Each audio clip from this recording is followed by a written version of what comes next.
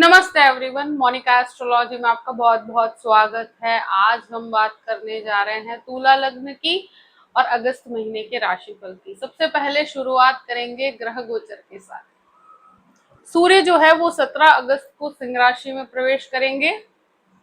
मंगल जो है वो 28 जुलाई को कन्या राशि में प्रवेश कर जाएंगे, यानी कि पूरे ही महीने कन्या राशि के अंदर ही मंगल रहने वाले हैं। बुध पूरे ही महीने कर्क राशि के अंदर रहेंगे। शुक्र 1 से 21 तारीख तक मिथुन राशि में और उसके बाद कर्क राशि में है। बुध जो है वो 11 अगस्त तक वक्री हैं। 11 अगस्त के बाद मार्गी अवस्था में आ जाएंगे। इस प्रकार से ग्रह गोचर है। सबसे पहले शुरुआत करेंगे आपके लग्न के साथ। तुला लग्न और लग्न का स्वामी बनता है शुक्र। देखिए, शुक्र जो है वो इस महीने शुरू के 21 दिन तक आपके भाग्य स्थान में है और गुरु के साथ है।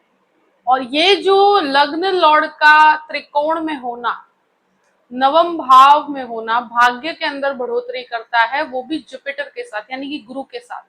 तो ये समय के अंदर जो शुरू के 21 दिन का समय है, आपके लिए प्रेजेंटेशन के पॉइंट ऑफ व्यू से, आपकी बॉडी लैंग्वेज के पॉइंट ऑफ व्यू से बहुत ही अच्छा समय रहेगा। आपके ज्ञान के अंदर काफी वृद्धि होगी। यहाँ आपके ज्ञान को आप लोगों के साथ कम्युनिकेट भी कर पाएंगे और एक तरह से एक बहुत ही भाग्यशाली समय कहूंगी मैं।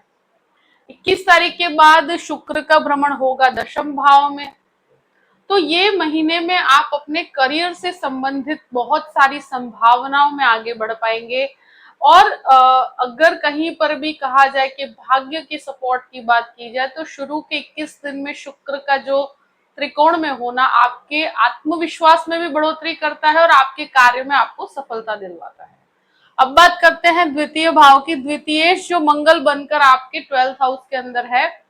देखिए, यहाँ फैमिली मैटर्स के अंदर मुझे लगता है कि बहुत सतर्क रहने की जरूरत है। विवादित अवस्था है फैमिली मैटर्स में। इस महीने जितना आप शांति रखते हैं उतना ही आपके लिए बेहतर रहेगा। यहाँ फैमिली रिस्पॉन्सिबिलिटीज के पीछे कुछ खर्च बने हुए हैं। यहाँ सेविंग्स मुझे लगता है कि बहुत ज्यादा नहीं हो पाएगी। इसका रीजन है कि अर्निंग पॉइंट ऑफ व्यू से तो आपकी बहुत अच्छी संभावनाएं हैं, मगर रिस्पॉन्सिबिलिटीज, घर के पीछे कुछ एक्सपेंस या आपके फैमिली मेंबर्स के पीछे कुछ एक्सपेंस कहो, मगर खर्चों की वजह से सेविंग्स मतलब जिस लेवल का आप सोच रहे हैं उतना ज्यादा नहीं बढ़ोतरी।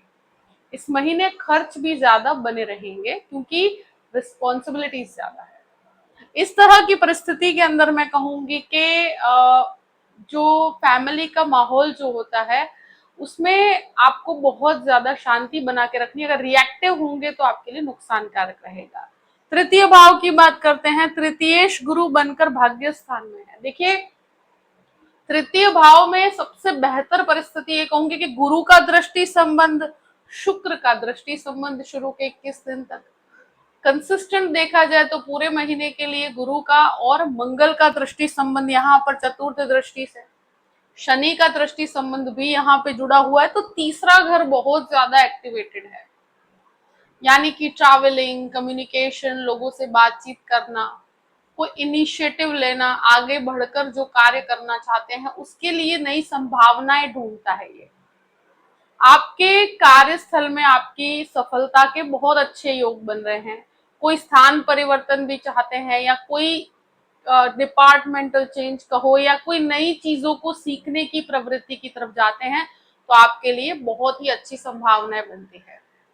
एनर्जी बहुत अच्छी रहेगी और चीजों को कम्युनिकेट कर पाएंगे। अब बात करते हैं आपके चतुर्थ भाव की। चतुर्थेश छठे घर में है और चतुर्थेश जो है वो एक तरह से कहा जाए वक्री अवस्था में 6th हाउस के अंदर है। तो अगर कोई भी प्रॉपर्टी लेना चाहते हैं, बेचना चाहते हैं, ले सकते हैं। यहाँ पर एक चीज डेफिनेटली कहूंगी कि अगर कोई डिस्प्यूटेड प्रॉपर्टी है तो ये चीज आपको खास ध्यान रखना है कि इस चीज को आप चेक कर लीजिएगा, डॉक्यूमेंटेशन को प्रिसाइज रखिएगा।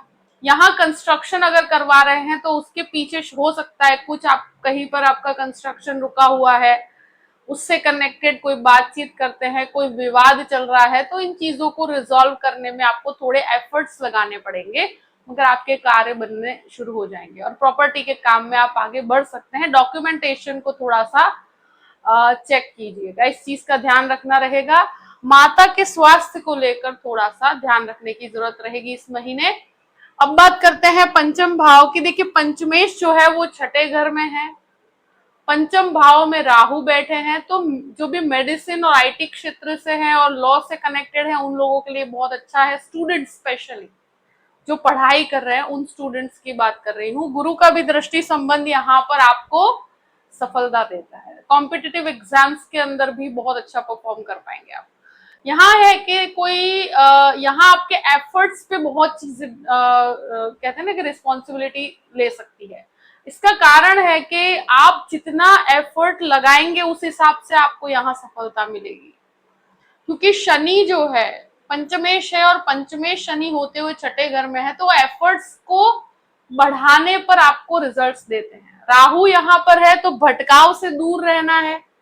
आप ये मत सोचिएगा कि आपको इजीली कोई चीज प्राप्त हो जाएगी, आपको एफर्ट्स बढ़ाने पड़ेंगे। स्टूडेंट्स के लिए मेहनत कर कर ही चीजें प्राप्त होगी। शनि वक्र अवस्था में कॉम्पिटिटिव एग्जाम्स के अंदर थोड़े एफर्ट्स मेहनत बढ़ा दीजिएगा तो आपके लिए बेहतर रहेगा। यहाँ राहु होने की वजह से रिलेशनशिप की बात की जाए तो रिलेशनशिप के अंदर ये महीने में जो भी कंफ्यूजन्स हैं उन चीजों को लेकर आप शायद बहसबाजी भी हो सकती है। अब बातचीत को आगे बढ़ाएंगे, परिस्थितियों में कोई भी कैसे आगे बढ़ा जाए, किस तरह से रिलेशनशिप को आगे ले जाया जाए, ये सारी ही चीजों को लेकर आप केंद्रित रहेंगे और चीजें आपकी रिजॉल्व होगी। बहुत ही शांति रखकर काम कीजिएगा। दूसरी चीज है कि कंफ्यूजन डेफिनेटली रहेगा रिलेशनशिप में, परिस्थितियों को कैसे आगे बढ़ाया जाए, और ये कंफ्यूजन समय के साथ ही रिजॉल्व होगा। तो इस महीने आप इस चीज के अंदर जल्दबाजी मत कीजिएगा। यहाँ शेयर मार्केट के अंदर मुझे लगता है कि इस महीने आपको सफलता के योग बनते हैं, मगर ग्रेजुअल लेवल तक रहेगा, बहुत बड़े रिस्क नहीं लेने हैं। 6th हाउस की बात करते हैं। 6th लॉर्ड नवम भाव में है, छठे घर में शनि का वक्री भ्रमण, मंगल का दृष्टि संबंध शनि के साथ जुड़ा हुआ है। शत्रु आपके ऊपर हावी कहीं से भी नहीं हो पाएंगे। अगर कोई भी शत्रु आप पर हावी होने की कोशिश करता है तो उसको ही असफलता प्राप्त होगी। दूसरी चीज, यहाँ पर अगर हेल्थ इश्यूज हैं तो उसको लेकर आपको डेफिनेटली ध्यान रखना है। बोन से रिलेटेड प्रॉब्लम, ब्लड प्रेशर से संबंधित समस्याएं, शनि मंगल का ये दृष्टि संबंध जो कहते हैं ना कि व्यक्ति अपने स्वास्थ्य को लेकर अगर ध्यान नहीं रखता तो यहाँ पर समस्या क्रिएट होती है। कोई भी यूरिन संबंधित समस्या भी है तो यहाँ पर अपने स्वास्थ्य को लेकर ध्यान रखना होगा। डेफिनेटली आपको सही मार्गदर्शन प्राप्त होगा, आप अपने स्वास्थ्य को बेहतर बना पाएंगे, मगर इस तरह की कोई समस्या है तो उसको लाइटली नहीं लेना है। अब बात करते हैं आपके सप्तम भाव की। सप्तमेश जो है मंगल बनकर 12वें घर में है। देखिए सबसे ज्यादा इस महीने जो ध्यान रखने की जरूरत रहेगी कि जो ऑलरेडी मैरिड लोग हैं उनके लिए ये महीना थोड़ा विवाद से बना हुआ है। आपके गृहस्थ जीवन के अंदर बहुत सारे उतार चढ़ाव है। सप्तमेश का 12वें घर में होना, अगर कोई डाइवोर्स संबंधित समस्याएं चल रही है या डाइवोर्स से रिलेटेड बातचीत चल रही है तो ये बातचीत आगे बढ़ सकती है। आपके लाइफ पार्टनर या फैमिली है उनके बीच में कोई भी मैटर झगड़े का, विवाद का चल रहा है तो ये महीना थोड़ा सा झगड़े की प्रवृत्ति दिखाता है। एक चीज डेफिनेटली कहूंगी, गृहस्थ जीवन में इस महीने अगर इस तरह की कोई छोटी मोटी समस्या भी है तो आपको झगड़े विवाद की प्रवृत्ति को बहुत ही शांत रहकर ही रिजॉल्व करना होगा।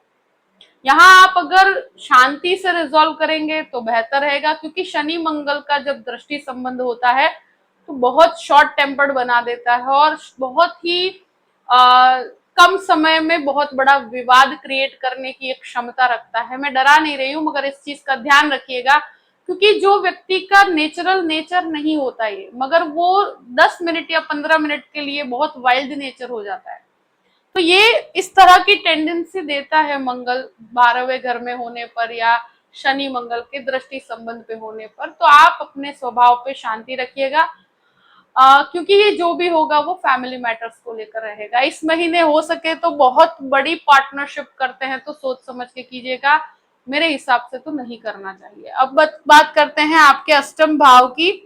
अष्टमेश शुक्र बनकर नवम भाव में और फिर दशम भाव के अंदर, तो रिसर्च बेस्ड एजुकेशन के लिए अच्छा है। जो रिसर्च से संबंधित काम करते हैं, आईटी क्षेत्र का रिसर्च कर रहे हैं, इस तरह के या आध्यात्मिक रिसर्च कर रहे हैं, उन लोगों के लिए समय बहुत अच्छा रहेगा। आपका ईश्वर के अंदर विश्वास डेफिनेटली बढ़ेगा। साथ में कोई मंत्र साधना कर रहे हैं या कोई चैंटिंग कर रहे हैं तो वहां पर आपको मोटिवेशन मिलेगा। नवम भाव की बात करते हैं। देखिए, नवमेश दशम भाव में है, नवम भाव का स्वामी वक्री है 11वें तारीख तक, यानी कि 11 तारीख तक वक्री है। और गुरु और शुक्र का नवम भाव में होना ये एक स्पिरिचुअल यात्राओं के लिए अच्छा है। मास्टर्स करना चाहते हैं तो ये समय बहुत ही बेहतरीन है। अगर हायर एजुकेशन के अंदर जाना चाहते हैं, कोई हायर एजुकेशन के अंदर यानी कि कोई पीएचडी करना चाहते हैं या जज का एग्जाम देना चाहते हैं, या आपके एजुकेशन के अंदर कोई बाधा आ रही थी, आप सोच रहे हैं कि कुछ आगे बढ़कर हम कुछ एक नया एजुकेशन या कुछ मास्टर्स करें, तो ये समय और स्पेशली जो शुरू के 21 दिन का समय है उसके लिए बहुत ही बेहतर परिणाम लेकर आएगा। यहाँ पर भाग्य के अंदर वृद्धि, पिता का सपोर्ट डेफिनेटली मिलेगा आपको। शुरू के 11 दिन थोड़ा सा उतार चढ़ाव रहेगा, मगर उसके बाद डेफिनेटली आपको सफलता है। पिता से भी लाभ आपको काफी अच्छे मिलेंगे। आध्यात्मिकता में बढ़ोतरी होगी, कुछ अच्छे काम में आपका योगदान रहेगा, ईश्वर में आस्था डेफिनेटली आपकी बढ़ेगी।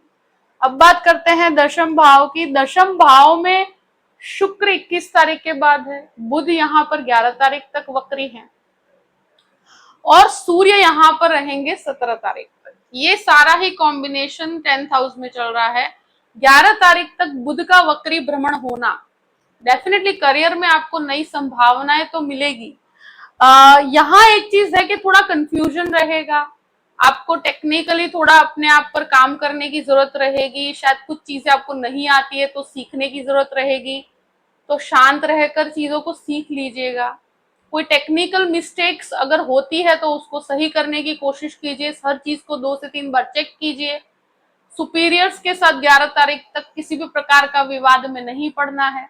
देखिए, है बेहतर परिस्थिति, मगर इमोशनली थोड़ा सा व्यक्ति उतार चढ़ाव से गुजर रहा होता है, तो 11 तारीख तक आपको थोड़ा सा बैलेंस बनाना होगा कार्यस्थल पे। बाकी आपके लिए बहुत अच्छी संभावनाएं हैं। शुक्र यहाँ पर 21 तारीख के बाद आएंगे, वो भी आपके लिए बेहतरीन परिस्थिति लेकर आते हैं। शुक्र बुध का एक योग बनेगा जो आपके लिए फाइनेंशियली बहुत अच्छा है। और ये महीने में आपको करियर से संबंधित बहुत ही पॉजिटिव अप्रोच देखने को मिलेगा।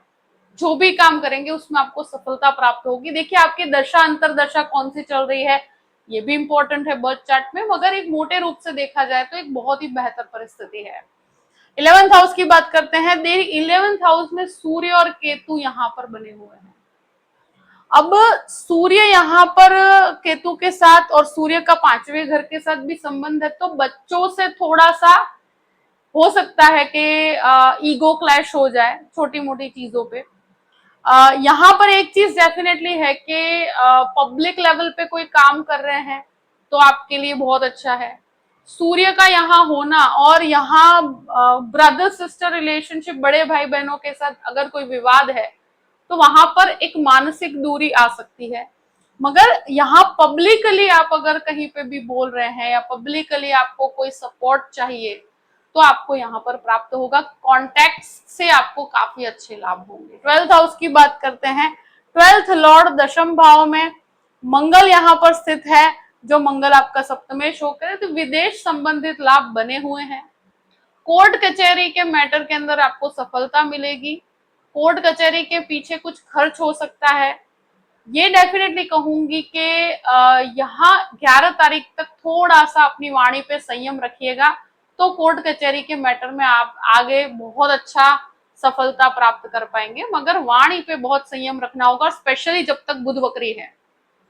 एक चीज है कि यहाँ पर खर्च बने हुए हैं, रिस्पॉन्सिबिलिटीज कहो, घूमने के पीछे कहो, या कहीं ट्रैवलिंग के पीछे। डेफिनेटली ट्रैवलिंग बहुत अच्छा रहेगा अगर करते हैं तो। कार्यस्थल से संबंधित ट्रैवलिंग है तो भी बहुत अच्छा सीखने को मिलेगा आपको। विदेश संबंधित कोई भी काम है तो उसमें सफलता मिलेगी 11 तारीख के बाद। यहाँ मंगल का होना जो आपका 7th लॉर्ड भी है, तो डेफिनेटली मैं कहूंगी कि विदेश संबंधित काम के लिए एक अच्छा समय कहूंगी मैं। खर्चों को कैलकुलेट करके रखना होगा, अगर अनियंत्रित खर्चों की तरफ जाते हैं तो आपके लिए थोड़ा सा बैलेंस बिगड़ सकता है। मगर ये है कि इस महीने इनकम की संभावनाएं बहुत अच्छी है, तो एक तरह से आप अपने बैलेंस को भी संभाल पाएंगे, क्योंकि इनकम के मार्ग नए खुलते हैं, इनकम के अंदर नई पॉसिबिलिटीज खुलती है, तो आपके लिए भाग्य का सपोर्ट बहुत ही अच्छा बना हुआ है। जो भी परिस्थिति है मैंने आपके सामने रख दी है। आई होप कि ये वीडियो आपको पसंद आया होगा। पसंद आया हो तो लाइक भी कीजिएगा और सब्सक्राइब भी कीजिएगा। Thank you so much. जय श्री कृष्ण।